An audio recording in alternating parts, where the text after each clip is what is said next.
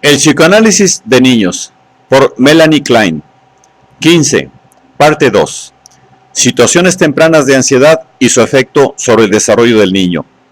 11. Los efectos de las situaciones tempranas de ansiedad sobre el desarrollo sexual de la niña. El papel de la vagina en la sexualidad infantil. Creo que el hecho de que la ansiedad de la niña se relacione con el interior de su cuerpo explica en gran parte la razón por la cual en su primera organización sexual el papel que juega la vagina debe ser oscurecido por la actividad del clítoris. En sus más tempranas fantasías de masturbación, en las que transforma la vagina de su madre en un instrumento de destrucción, demuestra un conocimiento inconsciente sobre la vagina, porque aunque debido al predominio de sus tendencias anales y orales la equipara a la boca y al ano, no obstante la representa en su inconsciente, como lo demuestran claramente muchos detalles de su fantasía, como una cavidad en los genitales que está destinada a recibir el pene del padre. Pero además de esta noción general inconsciente de la existencia de la vagina, la niña pequeña posee también un conocimiento totalmente consciente de ella. El análisis de un número de niñas pequeñas me ha convencido de que, además de aquellos casos muy especiales mencionados por Helen Dodge, en que la paciente ha sufrido violaciones y desfloración y ha obtenido en consecuencia un conocimiento de esta clase y ha sido llevada a realizar masturbación vaginal, muchas niñas pequeñas tienen conocimiento consciente de que tienen una abertura en sus genitales. En algunos casos han obtenido este conocimiento de investigaciones mutuas realizadas en juegos sexuales con otros niños, ya sea varones como mujeres. En otros la han descubierto solas. Indudablemente tiene una fuerte tendencia a negar o reprimir tal conocimiento, inclinación que surge de la ansiedad que sienten con respecto a este órgano y al interior de su cuerpo. Los análisis de mujeres han demostrado el hecho de que la vagina es una parte del interior de su cuerpo al cual se halla ligada la más profunda ansiedad, que es el órgano que ellas consideran como preeminentemente peligroso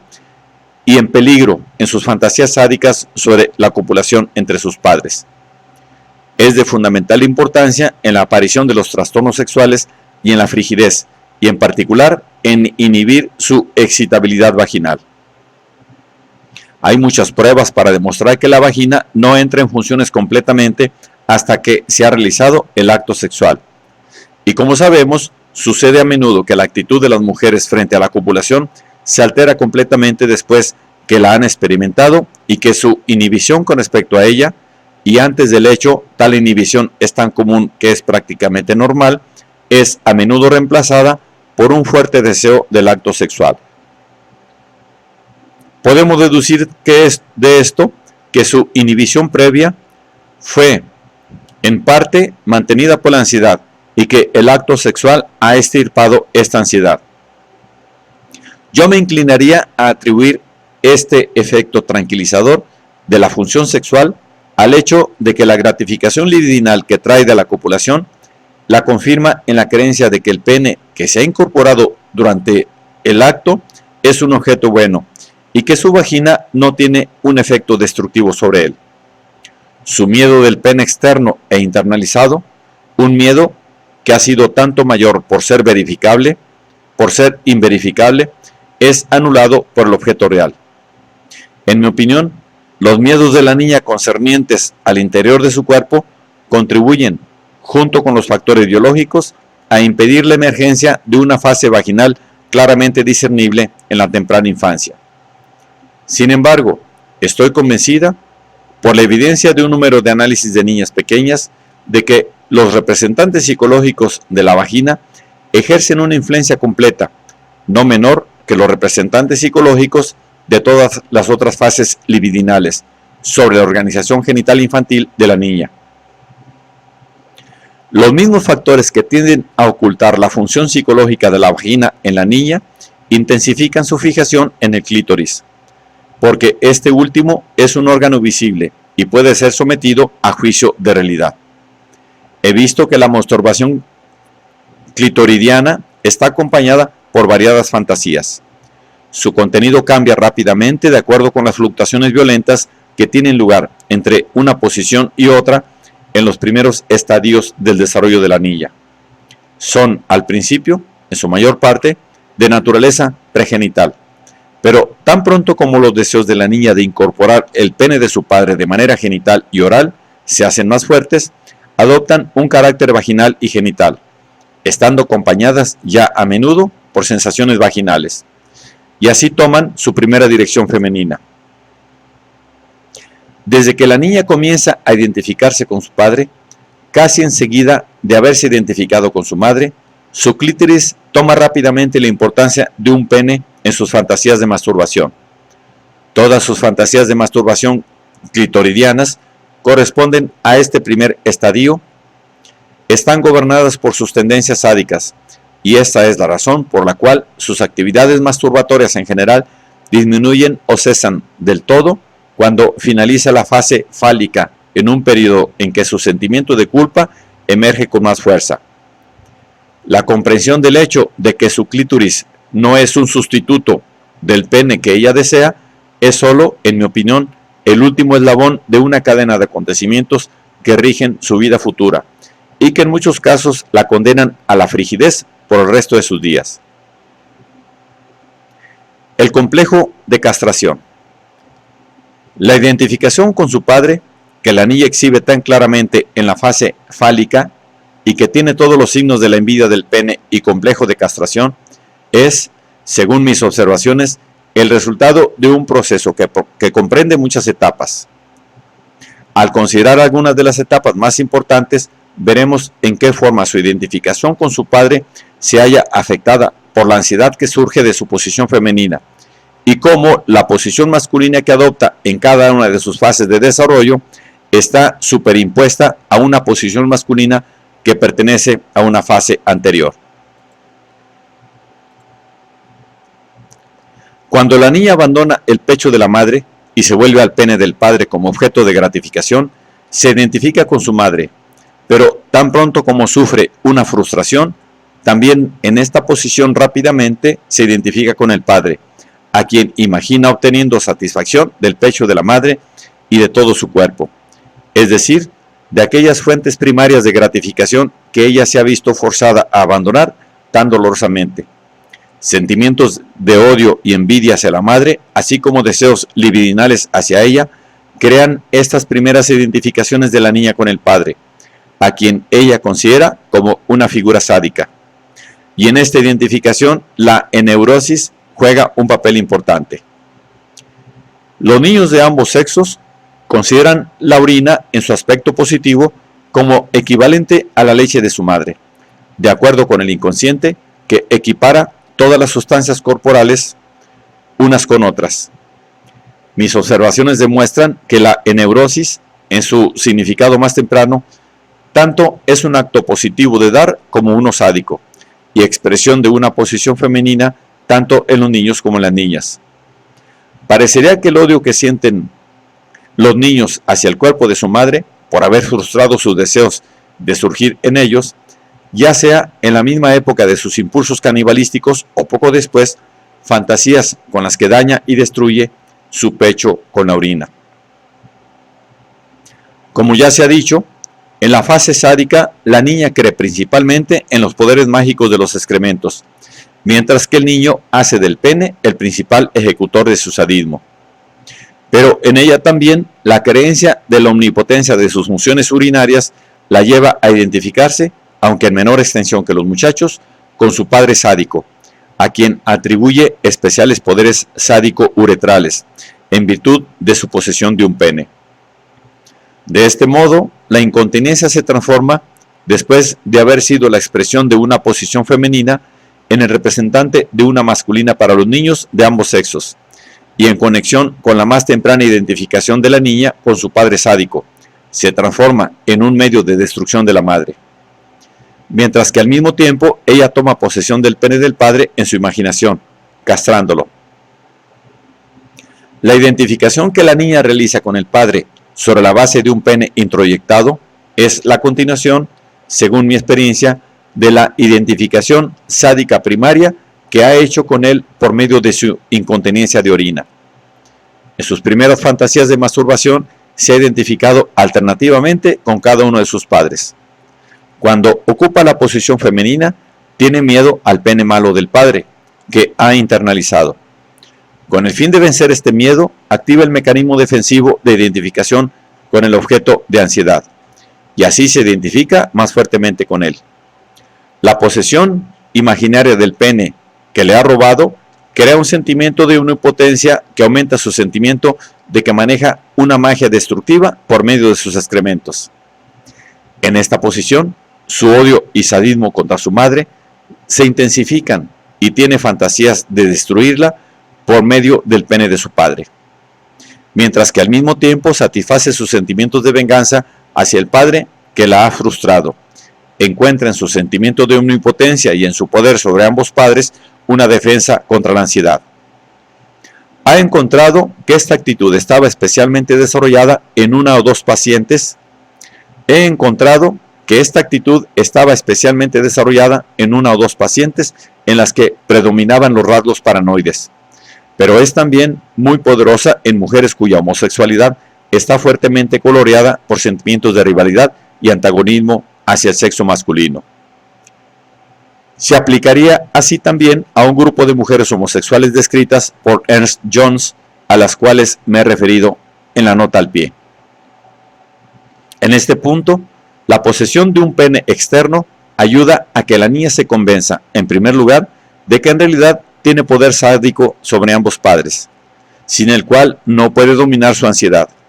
y en segundo lugar, de que, teniendo este poder sobre sus objetos, puede vencer el pene peligroso y los objetos introyectados dentro de ella. De modo que el tener un pene tiene por último el efecto de proteger su cuerpo de la destrucción. Mientras que su posición sádica, reforzada como está por su ansiedad, forma así la base de un complejo masculino. Su sentimiento de culpa también hace que quiera tener un pene. Quiere un pene para restituir a su madre. Según ha observado Joan Riviere, en el artículo que mencionamos, nota 48, el deseo de la niña de compensar a su madre por haberla desprovisto del pene del padre le proporciona importantes adiciones a su complejo de castración y envidia del pene. Cuando la niña está obligada a renunciar a su rivalidad con la madre debido al miedo que siente hacia ella, el deseo de aplacarla y compensarla por lo que le ha hecho la lleva a anhelar intensamente un pene como medio de efectuar una restitución. Según la opinión de Joan Riviere, la intensidad de su sadismo y el grado de su capacidad de dominar la ansiedad son factores que ayudan a determinar si adoptará una posición heterosexual u homosexual. Tenemos que examinar ahora más íntimamente por qué es que, en algunos casos, la niña no puede restituir a su madre, a menos que adopte una posición masculina y esté en posesión de un pene. Los análisis tempranos han demostrado la existencia en el inconsciente de un principio fundamental que gobierna todos los procesos reactivos y sublimatorios, por medio del cual los actos restitutivos deben relacionarse en todos los detalles al daño imaginario que ha sido realizado. Todo lo malo que la niña ha hecho en su fantasía, robando, dañando, destruyendo, lo debe reparar devolviendo, arreglando y restaurando. Este principio también requiere que los mismos instrumentos que han sido usados para cometer las malas acciones sean usados también para repararlas. El niño debe transformar sus excrementos, pene, etc., que en sus fantasías sádicas son sustancias destructivas y peligrosas, en sustancias curativas y benéficas. Todo lo malo que ha hecho el pene malo y la orina mala debe ser reparado por el pene bueno y la orina buena. Supongamos que la niña ha centrado sus fantasías sádicas más especialmente alrededor de la destrucción indirecta de su madre por el pene peligroso de su padre, y que se ha identificado muy fuertemente con su padre sádico. Tan pronto como sus tendencias reactivas y sus deseos de realizar restitución adquieren fuerza, se sentirá impulsada a reparar a su madre por medio de un pene benéfico, y así sus tendencias homosexuales serán reforzadas. Un importante factor en conexión con esto es el grado en que ella cree que su padre está incapacitado de realizar restituciones, ya sea porque lo ha castrado o ha hecho que su pene sea muy malo, y que por lo tanto tenga que renunciar a toda esperanza de repararlo. Si cree esto muy firmemente, tendrá que jugar sola el papel de él, y esto otra vez tenderá a que ella adopte una posición homosexual. La desilusión, las dudas y el sentimiento de inferioridad que sufre la niña cuando comprende que no tiene pene, y sus temores y sentimientos de culpa que surgen de su posición masculina, en primer lugar hacia su padre y por haberlo privado de su pene y de la posesión de la madre, y en segundo lugar hacia la madre por haberle robado el padre. Se combinan para derribar esta posición. Además, su queja originaria contra su madre por haberle impedido conseguir el pene del padre como objeto libidinal se refuerza con una nueva, por haberle impedido la posesión de un pene como atributo de masculinidad. Y este doble dolor hace que ella se aleje de su madre como objeto de amor genital. Por otra parte, sus sentimientos de odio hacia su padre y su envidia del pene que surgen de su posición masculina le impiden que ella, una vez más, adopte un papel femenino. De acuerdo con mi experiencia, la niña, después de haber abandonado la fase fálica, pasa todavía por otra fase, la postfálica, en la que elige entre retener la posición femenina o abandonarla. Yo diría que en esa época, al entrar al periodo de latencia, su posición femenina, que ha alcanzado el nivel genital y es de carácter pasivo y maternal, y que involucra el funcionamiento de su vagina, o por lo menos de sus representantes psicológicos, ha sido ya establecida en sus fundamentos. Que esto es así, se hace todavía más verosímil cuando consideramos con qué frecuencia las niñas pequeñas adoptan una posición maternal y realmente femenina. Una posición de esta naturaleza no es imaginable a menos que la vagina se comporte como un órgano receptivo. Por supuesto, como ya ha sido señalado, tienen lugar alteraciones importantes en las funciones de la vagina, como resultado de los cambios biológicos que sufre la niña en la pubertad y de la experiencia del acto sexual. Y son estas alteraciones las que llevan a su estadio final, el desarrollo de la niña, también desde un punto de vista psicológico, y hacen de ella una mujer en el sentido amplio de la palabra. En ese sentido, estoy de acuerdo en muchos puntos con el trabajo de Karen Horney, de 1926, The Flight from Womanhood, en el que llega a la conclusión de que la vagina juega una parte en la vida temprana de la niña, así como el clítoris. Puntualiza allí que sería razonable deducir de la aparición de frigidez en las mujeres que la zona vaginal es muy probable que esté fuertemente cargada con ansiedad y efectos defensivos que el clítoris. Cree que las fantasías y deseos incestuosos de la niña han sido atribuidos por su inconsciente a la vagina y que su frigidez en la vida futura es la manifestación de una medida defensiva tomada contra ellos por su yo, a causa del peligro que involucran para ella. También comparto la opinión de Karen Horney de que la incapacidad de la niña para obtener un cierto conocimiento sobre la configuración de su vagina, a diferencia del muchacho, que puede inspeccionar sus genitales y someterlos a una prueba de realidad para ver si ha sido o no alcanzado por las temibles consecuencias de la masturbación, tiende a aumentar su ansiedad genital y hace que sea más probable que adopte una posición masculina. Además, Karen Horney distingue entre la envidia del pene secundaria de la niña, que emerge en la fase fálica, y la envidia del pene primaria, que se basa sobre catexis pregenitales, tales como la escoptofilia o el erotismo uretral. Cree que la envidia del pene secundaria en la niña se utiliza para reprimir los deseos femeninos y que cuando su complejo de Edipo es abandonado, invariablemente, aunque no siempre en el mismo grado, abandona a su padre como objeto sexual y se aleja del papel femenino, regresando al mismo tiempo a su envidia del pene primaria. Los puntos de vista que he expresado hace algunos años, relacionados con el estadio final de la organización genital de la niña, concuerdan con los de, Ernst Jones, manifestados al mismo tiempo. En su artículo The Early Development of Female Sexuality, 1927, sugiere que las funciones vaginales estaban originariamente identificadas con la anal y que la diferenciación entre ellas, proceso todavía oscuro, tiene lugar en parte en un estadio anterior al que generalmente se supone. Presume la existencia de un estadio boca-ano-vagina, que forma la base de la actitud heterosexual de la niña y representa una identificación con su madre.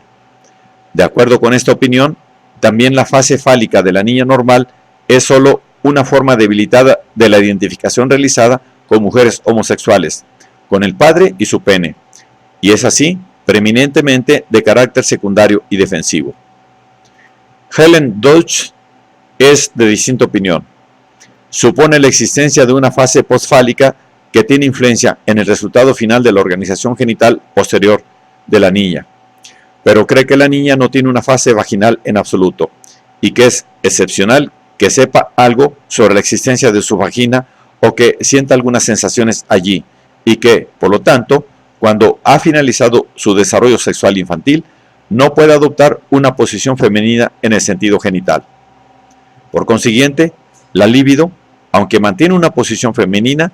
está obligada a retroceder y a cargar una posición anterior dominada por su complejo de castración, que según Helen Deutsch procede de su complejo de Edipo. Y un paso hacia atrás de esta índole sería un factor fundamental en la producción del masoquismo femenino. Tendencias restitutivas y sexualidad.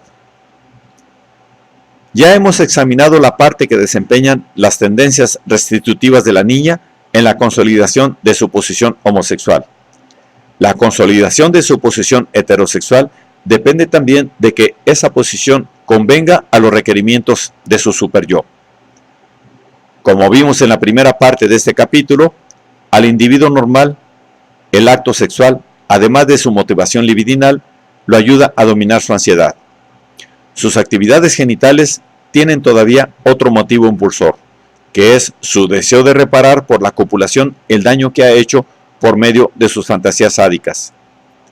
Cuando, como resultado de una emergencia más fuerte de sus impulsos genitales de su yo, su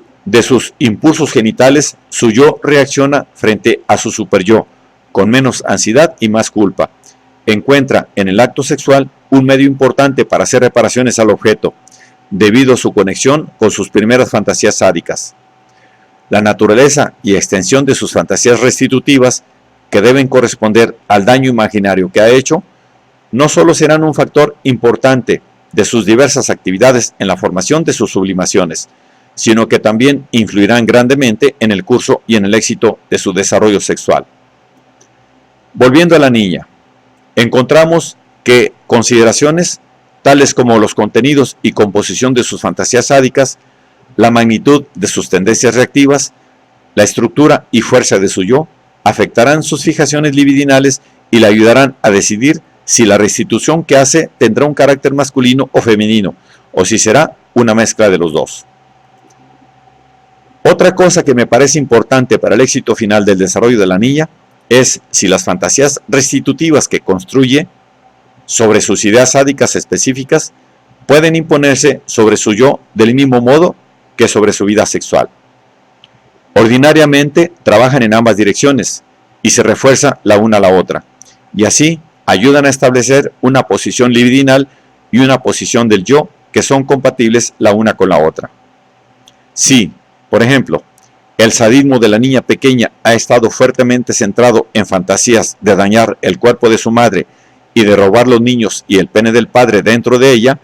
podrá sostener su posición femenina bajo ciertas condiciones cuando sus tendencias reactivas adquieran fuerza.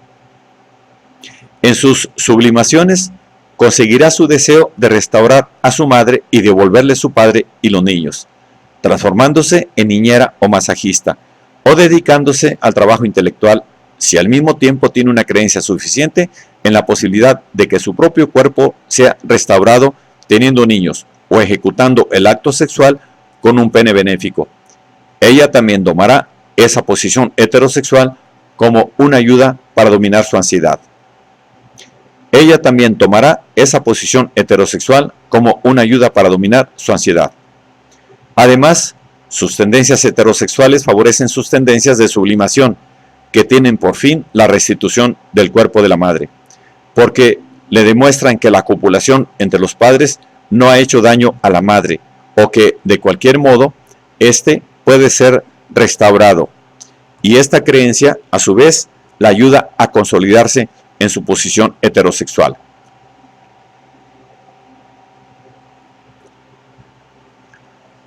Lo que ha de ser la posición final de la niña también dependerá, dadas las condiciones subyacentes similares, de si su creencia en su propia omnipotencia constructiva es equiparable a la fuerza de sus tendencias reactivas. Si es así, su yo puede establecerse un objetivo futuro de satisfacerse por sus tendencias restitutivas. Esto es, que ambos padres serían restaurados y estarían así una vez más unidos amistosamente. Es ahora su padre el que, con sus fantasías, hace la restitución a su madre y la gratifica por medio de su pene saludable, mientras que la vagina de su madre, imaginada originariamente como algo peligroso, restaurará y curará el pene del padre que ha dañado. Al considerar así la vagina de su madre como un órgano benéfico y fuente de placer, la niña no solo puede evocar una vez más la temprana visión de su madre como la buena madre que le dio de mamar, sino que puede pensar de sí misma, identificándose con ella, como en una persona bondadosa que da y puede considerar el pene de su compañero de amor como un pene bueno. Sobre una actitud de esta naturaleza descansa el éxito del desarrollo de su vida sexual y su capacidad para ligarse a su objeto por vínculos sexuales, tanto como por afecto y amor. Como he tratado de mostrar en estas páginas, el éxito final del desarrollo sexual infantil del individuo es el resultado largamente trabajado en un proceso de fluctuación entre varias posiciones y está constituido sobre un gran número de transacciones interconectadas entre su yo y su superyo, y entre su yo y su ello, siendo estas transacciones el resultado de sus tentativas de dominar la ansiedad, son también, en gran parte, un logro de su yo. Aquellas de las transacciones que en la niña afirman su papel femenino y que encuentran su expresión típica en su vida sexual posterior y en su comportamiento general son, para mencionar solo unas cuantas, que el pene del padre le gratificará a ella y a su madre alternativamente, que un cierto número de niños le serán adjudicados a su madre, y el mismo, o más bien un número menor, a ella, que incorporará el pene del padre, mientras que la madre recibirá todos los niños, etc. Los componentes masculinos también entran en tales transacciones. La niña pequeña imaginará a veces que se apropia del pene de su padre con el objeto de realizar su papel masculino frente a su madre, para luego devolvérselo a él otra vez. En el curso de un análisis se ha hecho claro que cada cambio favorable que tiene lugar en la posición libidinal del paciente surge de una disminución de su ansiedad y sentimiento de culpa e inmediatamente se forman nuevas transacciones. Cuanto más disminuye la ansiedad y culpa que siente la niña y cuanto más se adelanta su estadio genital, más fácilmente podrá permitir que su madre reanude un papel maternal y femenino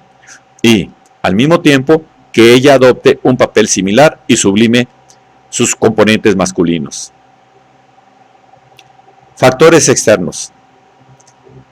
Sabemos que las primeras fantasías de los niños y su vida instintiva y la presión de la realidad sobre ellos se interaccionan una sobre la otra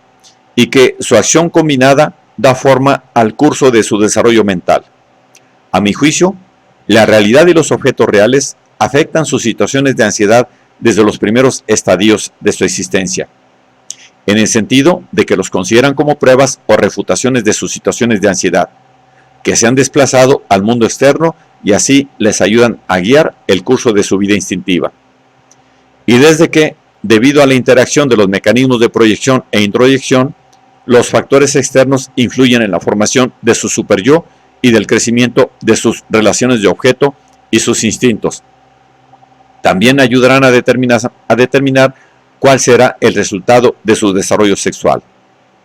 Si, por ejemplo, la niña pequeña busca en vano el amor y la ternura de su padre, que confirmarían la creencia en el pene bueno dentro de ella, y serían un contrapeso a su creencia en el pene malo.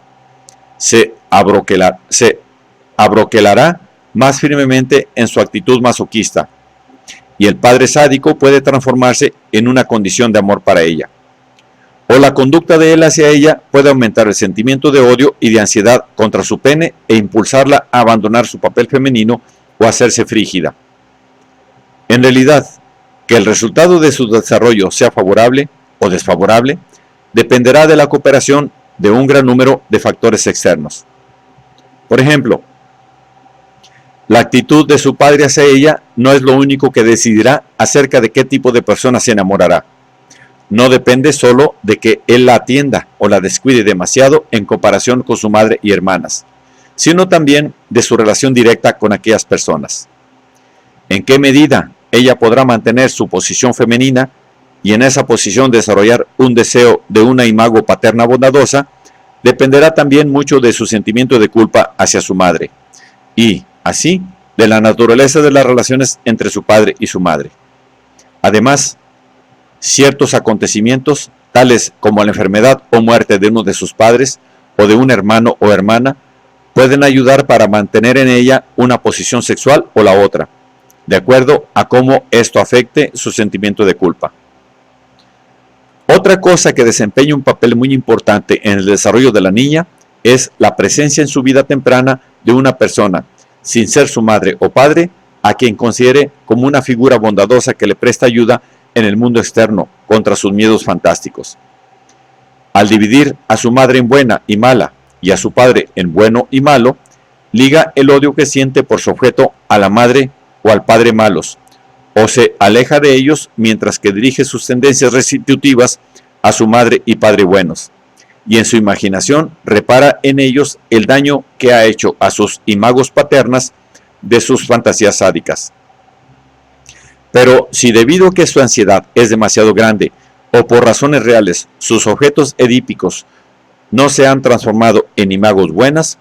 otras personas, tales como una niñera bondadosa, un hermano o una hermana, un abuelo o tía o tío, pueden, en ciertas circunstancias, tomar el papel de la madre o padre buenos.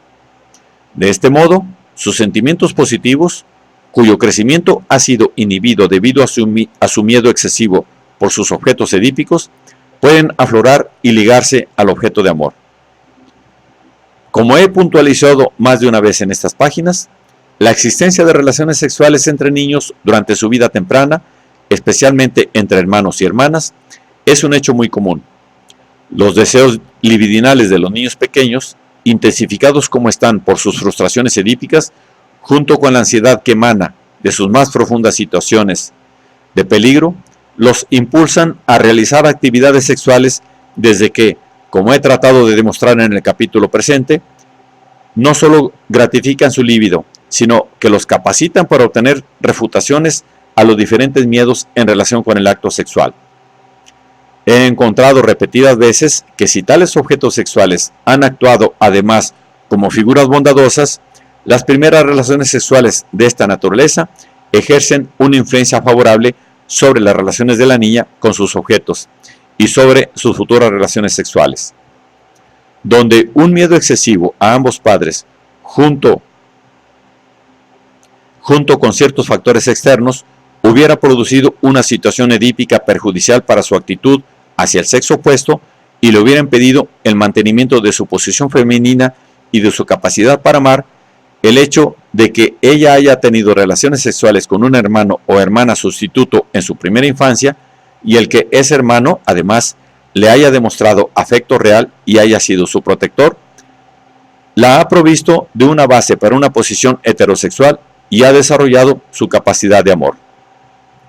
Recuerdo uno o dos casos en los que la niña ha tenido dos tipos de objetos de amor. Uno representaba al padre severo y el otro al hermano bondadoso. En otros casos desarrollaba una imagen que era una combinación de los dos tipos. Y aquí también sus relaciones con su hermano habían disminuido su masoquismo. Al servir como prueba basada en la realidad de la existencia del pene bueno, Las relaciones de la niña con su hermano fortificaron su creencia en el pene introyectado bueno y moderaron su miedo a los objetos introyectados malos. Ellos también la ayudaron a dominar su ansiedad en este sentido, desde que, al realizar actos sexuales con otro niño, adquirió el sentimiento de estar ligada a él contra sus padres. Sus relaciones sexuales hicieron a los dos niños cómplices de un crimen, reviviendo en ellos fantasías de masturbación sádica que se dirigían originariamente contra su padre y madre, y causando que las cometiesen juntos. Al compartir así esa profunda culpa, cada niño se siente aliviado de algo de su peso y está menos asustado, porque cree que tiene un aliado contra sus objetos temibles. Según lo que he visto, la existencia de una complicidad secreta de esta naturaleza, que en mi opinión desempeña una parte esencial en toda relación de amor, aún en personas mayores, es de especial importancia en los vínculos sexuales donde el individuo es paranoide. La niña también considera su ligadura sexual con otro niño, que representa el objeto bueno, como una refutación, por medio de la realidad, de su miedo a su propia sexualidad y a su objeto como algo destructivo. De modo que un vínculo de esta clase puede impedir que se haga frígida o que sucumba a otro trastorno sexual en la vida posterior. Sin embargo, aunque, como hemos visto, las experiencias de esta índole pueden tener un efecto favorable sobre la vida sexual de la niña y sus relaciones de objeto, pueden también conducir a serios trastornos en este terreno. Si sus relaciones sexuales con otro niño sirven para confirmar sus miedos más profundos, ya sea porque su pareja es demasiado sádica o porque la realización del acto sexual hace surgir aún más ansiedad y culpa en ella, a causa de su propio sadismo excesivo, su creencia en la maldad de sus objetos introyectados y de su propio ello serán más fuertes aún. Su superyo será más severo que nunca y, como resultado, su neurosis y todos los defectos de su desarrollo sexual y caracterológico serán mayores.